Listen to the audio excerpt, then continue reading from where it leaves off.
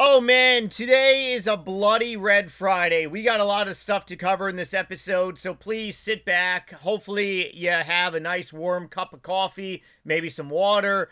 But today is a very happy Red Friday.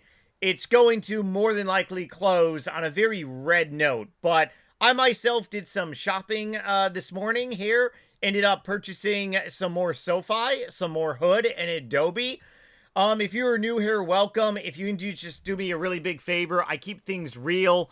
If you can smash the like button and subscribe for future content, especially if you enjoy my videos, completely free, doesn't cost you anything, and it's the best way to see more of me in the future. And if you are a raging SoFi bull, I am a raging SoFi bull too. Understand that we are in a drawdown. And understand that there is going to be a point in time where we're going to look back on these numbers and we're going to laugh. Because we have a team that is outperforming other companies in the market by a very large percent. Outperforming growth rates, outperforming EPS growth, outperforming guidance.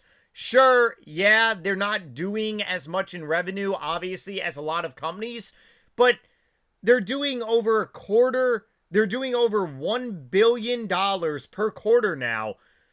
Not a lot of companies in the world can actually say that per se. Okay, you got to remember that when we're going to be talking about the stock market, there are thousands of companies. Thousands of companies. And if you've ever been in the penny stock market, every single quarter, you're just praying not to be diluted. That's pretty much about it. Okay, so yes, I did do some shopping.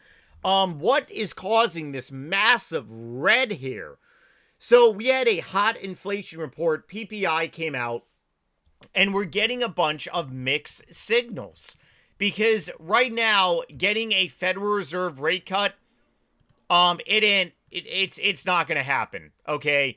If you're hoping for a rate cut because maybe you're looking to buy a house, I mean, mortgage rates are obviously cheaper now than they were obviously 2 years ago, but you cannot bank on like rate cuts to really save the market per se.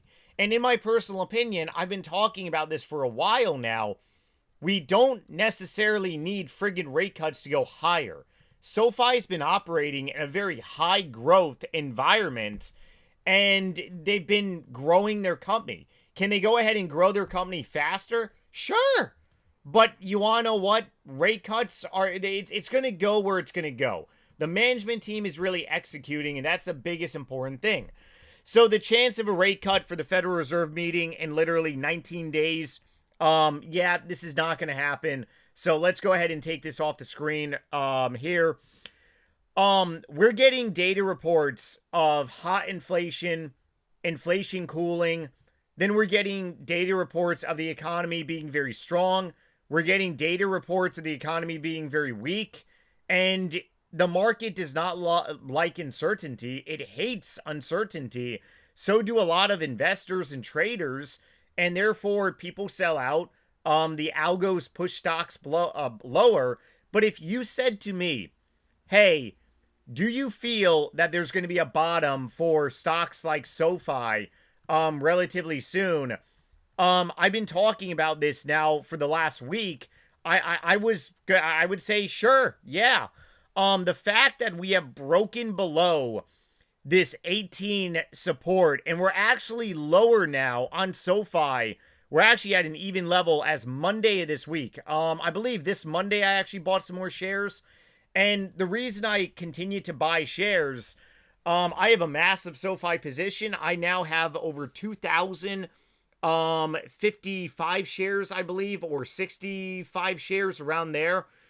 And I'm also doing a public account challenge, which I'll get to momentarily in this video. But that's my game plan. The next level that I'm looking to buy SoFi is going to be below 17 bucks, which is going to be a shocker.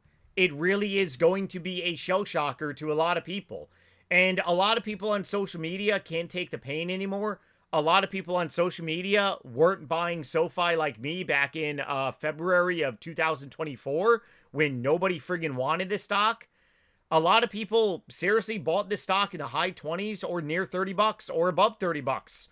And you can always DCA because we are in a massive drawdown. But I'm not a financial advisor. You do you at the end of the day. I mean, if you need to sell out of your position, I mean, you do what is best for you, your family, and your life. But as for me, my game plan has already been working and I'm just executing. However, I did not believe the massive push down was going to be into February, into March. I thought we were going to have a nasty January, like I've been saying on this channel for the last couple months now. A lot of you all have been following me along, and I appreciate that. Thank you for subscribing and also watching. But I honestly thought that earnings were going to be the savings grace. Nope, I was wrong. This drawdown could last all the way into June. All the way into June. Why? Because the new Fed governor is going to get in, and maybe the Fed governor is going to turn it around. Or, option two, the market is going to get sick and tired of just going down. And you're going to have big Wall Streeters that are just going to say, yeah, this is stupid. Let's go ahead and push this market back up. That's what's going to end up happening. Where it's going to be one or two things. One, the market's going to get tired of going down, or you're going to have the new Fed governor come in. But here's the problem. I despise the Federal Reserve. The Federal Reserve is not part of America. I'm an American. I'm a patriot. I'm also a veteran, Afghan vet. Did many years in the USMC. I love my country. But when you actually understand the Federal Reserve is not part of the federal government, it is literally like a credit card to America. And when you actually look into the history of the Federal Reserve, there's a lot of hanky-panky going on, okay? The new Fed governor is only a damn spokesperson for the Federal Reserve. This is where a lot of people don't understand this. The President of the United States of America gets to choose who's the spokesperson of the Fed. But the Fed governor is one out of, I believe, 9 votes. I could be wrong on that. Actually, hold on one second. Let me go ahead and fact check myself. How many members of Federal Reserve? I believe it's 9 or 12. 7 members. What? Seven, okay. Never mind. I guess I was dead wrong there. 7. Where did I get 9 from? Supreme Court. We just had major Supreme Court news about tariffs last week. So that's more than likely why I picked out 9. The new Fed governor is 1 vote of 7. So if he wants to do a rate cut, but the other 6 people are like, no. It's a utter joke and scam. Okay, that's nothing. That is all the Federal Reserve is. People are banking way too much on the Fed. However, the Federal Reserve is supposed to save our monetary policy. So therefore, if theoretically our labor market falls off a cliff, the Federal Reserve is supposed to swoop on in. So anything regarding inflation, SoFi is getting hit twice as hard. Anything regarding the semis, AMD's getting hit. Nvidia is now down, what, 10% from their earnings? That's massive. Actually, not 10%. I believe it's like 8%. Hold on one second. Price range, Nvidia, what are we at? We're at 7% from their best earnings, like ever. The semis are down. Then you have Microsoft trending down for SaaS.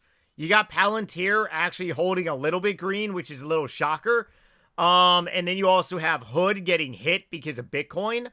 Adobe, SaaS, Meta is in its own world. PayPal is in its own world. I got to make a video talking about them. Probably going to be talking about fintech tomorrow. Tomorrow, I'm going to be doing my price projection for the year on AMD based on their growth rates, based on fundamental analysis. The most viewed video on this channel is actually my SoFi price projection for 26. It's actually my featured video too. So if you want to see my SoFi price projection video, definitely check that one out. But tomorrow is going to be an AMD price projection video. Fundamental analysis, obviously it can change. I don't like giving price projections, but I'll go ahead and give you know, a couple projections based on their growth rates on low, medium, and also a really bullish growth rate for AMD. However, yeah, right now the market is just really getting hit. This is just a utter red day of shopping. Like I said, if you are new here, my philosophy is very simple. If you're a long-term investor, you buy the fear, you buy the blood, you buy the dip, and you pick up discounted shares for the future. I just picked up some more SoFi shares because SoFi's triple beating like you can't imagine. And they have been triple beating in a high interest rate environment. So we're obviously lower on interest rates than we were a couple years ago. Like, does SoFi need interest rates to go higher? It would be nice, but I mean, if they don't get it, can Anthony Noto execute? I believe he can. Same thing with AMD, looking to be a long-term shareholder in AMD. And if you are a trader, it's very simple. You buy the dip, you sell the rip. It's a simple terminology, and the dips right now on so many of these stocks are unbelievable. So I ended up selling this stock yesterday. It was a very small position of mine, but it added for some bling bling in my account here, and it's unbelievable. So you have small caps really performing like greatly, but it's very much fintechs. It's all technology. It's anything to do revolving around high evaluations that are getting kicked in the teeth. And it shows that the market is very much flipped. And what I mean by flipped is that we're not having big tech lead this market, but right now it's very different than it was a couple weeks ago. So we go to the major indexes. We're definitely getting somewhat of a little bounce from the 100-day moving average on SPY. We're definitely in a range. We've been in a range on SPY now for a while. On this public account on this channel, I was buying massively on this correction that we had back in November here. And I also was buying as well too in December. But we are stuck really in a range now. And we are just range bound on SPY. More than anything. We are just massively stuck in this range. Hold on, water cheers. And the S&P 500 will eventually break out. But for the time being, I mean, SPY is just very, very stuck around this area. So we could trend down a little bit. We could trend up. But yeah, I mean, we are definitely stuck on the major index. We go over to the Qs. We're even below the 100-day moving average. And if we actually go to danger zone, touch the 200-day moving average, we're looking at potentially a full-blown like correction, a small correction for the actual NASDAQ. And you got to remember that the NASDAQ, the Qs, the top 100 companies in NASDAQ, they're also in SPY. So the Qs go down, SPY is also going to go down to Chinatown. And then we go ahead and look at the IWM here. The IWM is still on a bullish trend. We're still above the 50-day moving average. Russell 2000, the small caps. So we're seeing a lot of pain. And this is where a lot of people are saying it's Liberation Day 2.0. We're going to have a downside, probably maybe all the way to quarterly earnings number 2. And what can pretty much happen? A lot can pretty much happen. One is that you have stocks like SoFi. We could very well continue to go down. And honestly, we could very well end up in this very much big territory.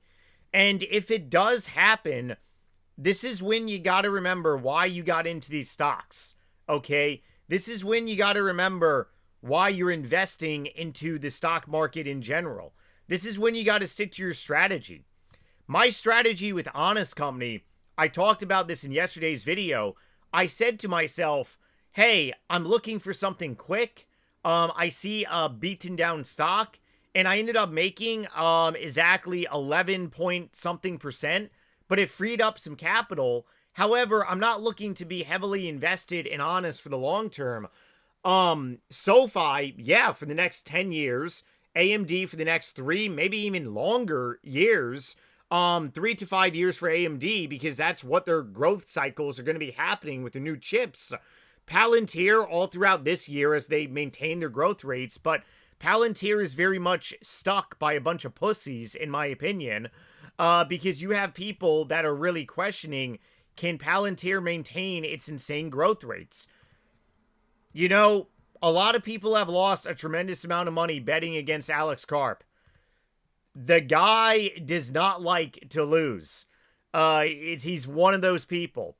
Robinhood is obviously a risk-on asset, and Bitcoin is going to be very much ugly this year. I'm going to be a buyer of Hood. So, yeah, I definitely picked up more shares of SoFi because of that ideology. The next level of SoFi that I'm looking to buy is 16 bucks. Do I believe that SoFi is going to go there? If we continue the way we're continuing with this bearish ideology that inflation is really not a one-time gig of tariffs, because we're getting mixed inflation reports. We're getting the PPI showing inflation, then we're getting CPI of lower inflation, then we're getting PCE with lower inflation, and then we're getting the labor market saying they're adding jobs, then we're getting unemployment doing some wonky stuff and now correcting. It's like, how the hell do you read this? And then we're getting re-advised by the government. It's like, what is real? What is not? And people are left holding their wiener. That's the easiest thing that I can say. Robinhood. I talked about Hood. I'm going to be buying. Below 80 bucks is honestly a buy for me.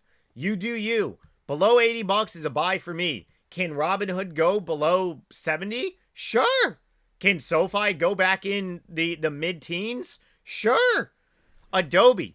I picked up an Adobe share right now because Adobe has earnings next week. So this is going to be very big because I believe that Adobe is going to come in and they're going to crush numbers just like they did last quarter. Last quarter, I was actually up on my Adobe position on this channel profile by like 15%. Why didn't you sell, Nightmare? Well, first of all, I'm not God. Second of all, my strategy is to hold Adobe for this year because, well, based on their growth rates, you're looking at a high $5, maybe $600 stock. Yeah. And if they're going to keep triple beating, well, friggers, that the price keeps going up. We're going through an apocalypse right now on many of these positions. So, I'm doing a channel account profile challenge, taking this amount of moolah to 6 figures in the course of 17 months. The account challenge started January 2nd of this year, so we're already in the account challenge. Can we still meet the account challenge? Oh yeah, in 17 months, absolutely. Now, next week, for whatever reason, if this market goes down to friggin' Chinatown, I'm going to be depositing $2,500 more into this account. The account challenge is going to go down to 16 months. If the market goes into a full-blown crash like Liberation Day, pretty sure it's $12,500 to 12 months. So basically, go all in, essentially. And, hey, this account challenge is for this year. Because obviously I got to lower the account challenge. And why am I doing an account challenge? Education and to motivate people. There's a lot of scared people in this market because of Wall Streeters that utterly want you to sell your shares and lose money. Evil forces are real and evil forces control evil people. And there are people that will try to shake you out of your shares, shake you away from your investment. If you're a gambler, this is not for you. Excuse me. You're going to get your bum kicked in, okay? This is not gambling. I've already had to argue with quite a bit of people that my account is risk on versus risk off. Sure, I can go ahead and argue, or you can make the argument that my stock positions are very much risk on, but are they risk on in the sense the companies are slowing down their growth rates, or are they friggin' accelerating? AMD just closed a deal with Meta. They're going to be announcing more deals. Nvidia is going to be old news very soon. AMD is going to be rock and rolling. SoFi, I talked enough about SoFi. Meta, if everything goes well with Meta, their revenue rates are going to be accelerating because of their CapEx spending. They're a growing company. Adobe, already talked about SaaS. Hood, talked about them. Palantir falls into SaaS too. And PayPal has its own stuff going on. PayPal may actually be experiencing a takeover, which, hey, that would be great. That would definitely get me out of the hole here. And at the same time, I'd even free up. And honestly, I'd probably be opening a new position into another stock. So, sure. Argue that my account is risk on, but guess what? These companies are frigging growing like crazy. So, can you really say it's risk on per se? I'll debate that argument. But, I mean, hey, go ahead and send stocks back on a bullish uptrend. You're going to see that my positions here are going to be very, very quick. And I am remembering why I bought in, why I buy shares, what my strategy is, and if PayPal gets acquired, as soon as the deal is announced, boom, baby, I'm going to be gone, and then I'm going to be looking for either a new position or maybe buying some more discounted shares here. So that's really my strategy, and that's why I'm really doing this. If you want to follow along, like I said, you can definitely by subscribing. Not my first time on YouTube. Also, I run other YouTube channels, which is pretty funny. If you are from my other YouTube channels, definitely drop a comment down below. I have not advertised this channel on my other channels just yet. Looking to grow this channel actually organically. My main YouTube channel, NightmareRH, has over 200,000 subs. A video game channel. But then again, life is just one big video game. The stock market is one big video game too. Okay, everyone. AMD's my price projection on AMD is going to be tomorrow. Check that video out if you want to come back. Otherwise, as always, thank you so much for watching. Take it easy, be safe, be healthy, and see you all tomorrow. Later.